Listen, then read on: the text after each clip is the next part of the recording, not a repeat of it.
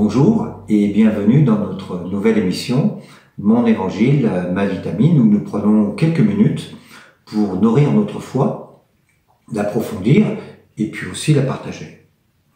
Alors aujourd'hui, notre sujet sera sur la première phrase du Notre Père qui es aux cieux. Nous trouvons bien sûr cette prière dans les évangiles Saint Matthieu au chapitre 6 ou Saint Luc au chapitre 11. Cette phrase est magnifique, et elle est tellement magnifique que certains pères de l'Église l'ont qualifiée de prière de toutes les prières, et le catéchisme de l'Église catholique, au repère 2761, nous dit que c'est le fondement de toutes les prières. Il y a également un bel enseignement du Père Cantalamessa sur le sujet. Le Père Cantalamessa est le prédicateur de la maison pontificale.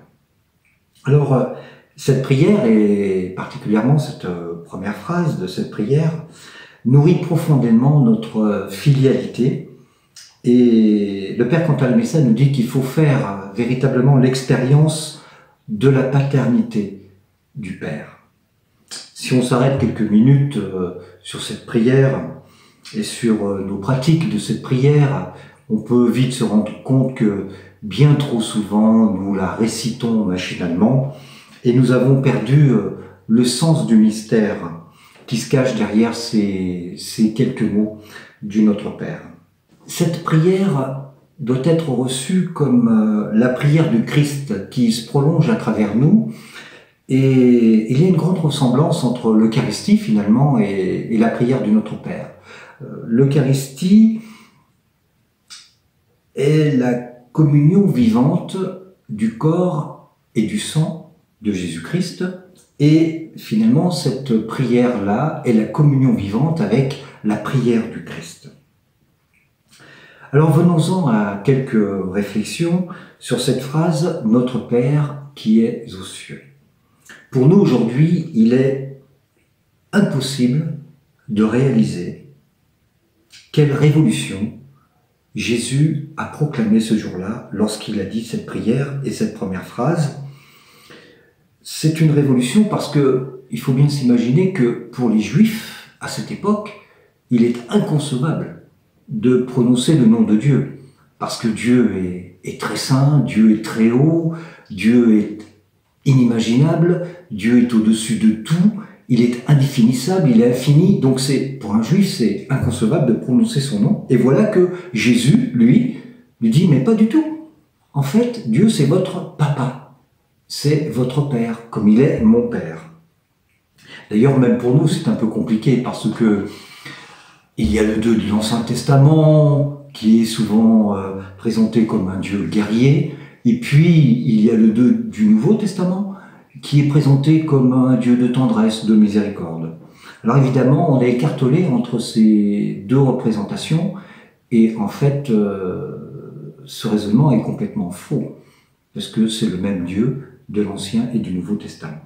Notre Père qui es aux cieux. Cette expression « qui est aux cieux » n'indique pas finalement un lieu ou un endroit. Dieu, il sera au ciel et nous, on est là sur la terre à vivre ce que nous avons à vivre. Non. Qui est aux cieux indique plutôt un état. Parce que de toute façon, Dieu est partout. Dieu est omniprésent. Et la Bible nous le dit, c'est Jéhovah Shammah. Dieu est partout. Non. C'est un état, une manière d'être. C'est-à-dire que finalement, tout ce que nous pouvons imaginer sur Dieu, Dieu est encore au-delà de ça. Tout ce que nous pouvons penser sur Dieu, Dieu est encore au-delà de ça. Tout ce qui est Dieu, nous ne l'avons pas imaginé, nous ne pouvons même pas le concevoir. C'est plutôt dans cet état d'esprit-là, dans cette conscience-là, que nous devons intégrer qui est aux cieux. Le Seigneur est totalement autre que nous. Alors, quelle est cette révolution que Jésus a introduite ici dans cette prière-là et dans cette phrase-là? C'est que maintenant, ce Dieu, tout en restant ce qu'il est, bien évidemment, il est très saint, il est éternel, il est très haut, tout en restant ce qu'il est, ce Dieu-là nous est donné comme un papa. Et pour nous, c'est un petit problème parce que, eh bien, nous avons un papa terrestre. Nous avons un papa terrestre. Et si c'est un papa sympa, un papa super, on peut dire qu'on a peut-être moins de soucis de se représenter ce Dieu du ciel qui est aux cieux comme un papa. Mais si on a eu quelques soucis avec notre papa terrestre, qu'il était présent ou pas, et si même on a eu quelques violences avec lui, verbales peut-être physique aussi, alors là, cette interférence-là va devenir compliquée pour nous pour prendre conscience que ce Dieu qui nous aime, c'est notre papa du ciel. D'ailleurs, pour un enfant, avant de demander à un papa d'être un papa d'amour, un enfant a besoin de paix, un enfant a besoin d'être rassuré. Ça va être d'ailleurs la première parole catastrophique d'Adam lorsqu'il s'est sauvé. Le Seigneur le cherche partout. Où es-tu? Où es-tu? Et Adam va lui dire, j'ai eu peur. Donc un enfant a besoin d'être rassuré. Un enfant a besoin d'avoir un père qui soit fort, un père pour le protéger. D'ailleurs, l'Église a tellement bien compris ça que dans sa liturgie à la messe, où il est question de la prière, remarquez bien, il est toujours dit Dieu, Père, Tout-Puissant. C'est dit 3 ou 4 fois. Dieu, Père, Tout-Puissant. Dieu est Tout-Puissant, mais il est Père. Il est Dieu, mais il est Père. Mais il est Tout-Puissant. Et les trois ne vont pas l'un sans l'autre. Alors venons-en maintenant à ces 2 mots de cette magnifique prière, Notre Père, Abba Père. Nous avons tellement de difficultés avec ces 2 mots-là parce que, je l'ai dit, on est blessé. Et puis on considère souvent que ce Dieu-là, c'est un Dieu qui nous empêche de faire ce qu'on veut. Très souvent. Et l'Église, en tout cas, ceux qui ont enseigné dans les siècles passés, eh bien, c'était bien sûr dans la coutume, il fallait être un bon chrétien, sinon on allait être puni par le petit Jésus, on allait être puni par ce Dieu qui était au ciel, il fallait faire tous les commandements. Dieu est un empêcheur de liberté. Mais c'est faux, c'est faux. La vraie liberté est en Dieu, notre Père. D'ailleurs, cette idée a été tellement exacerbée qu'un monsieur comme Jacques Prévert est allé jusqu'à écrire « Notre Père, qui es aux cieux, restez-y ». Alors comment faire pour mettre ou remettre en lumière ce vrai visage du Père, de ce Dieu qui est Papa? Eh bien, la réponse est relativement simple à dire. C'est la même réponse que va donner l'ange à la Vierge Marie lorsqu'elle va lui dire « Mais comment je vais avoir un enfant puisque je ne connais pas d'homme ?» Et l'ange va lui dire « Le Saint-Esprit ».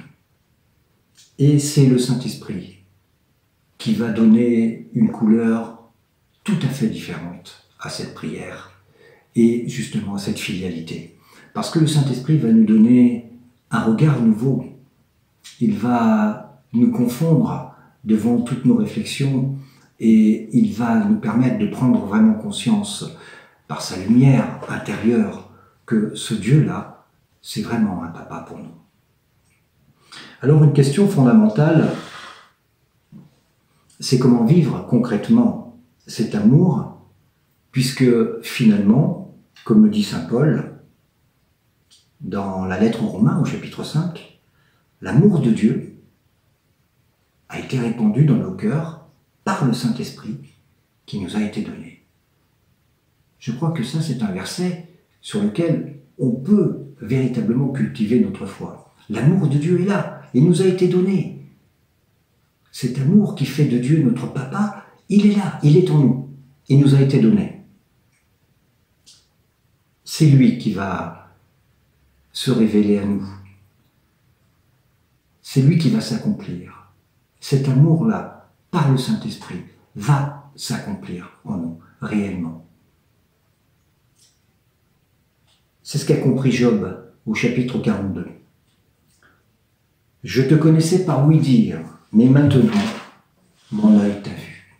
Bon, est-ce que Job a vu Dieu vraiment? Je ne sais pas. Mais en tout cas, avec les yeux du cœur, oui, très certainement, Job a vu Dieu. Et c'est ce qui va faire dire à Jésus, bien sûr, à Nicodème. Jésus va lui dire, il te faut naître de nouveau. La voilà la filialité, elle est là. Ce Dieu que tu aimes tant, ben c'est lui ton papa, il te faut naître de nouveau. Et le Saint-Esprit est là pour nous révéler ces choses. Faire une rencontre avec notre Dieu le Père. Lorsque nous vivons les saints-sacrements, il faut faire une rencontre avec notre Dieu le Père. Lorsque nous lisons la parole de Dieu, les évangiles, lorsque nous lisons la Bible, il faut faire une rencontre avec Dieu notre Père.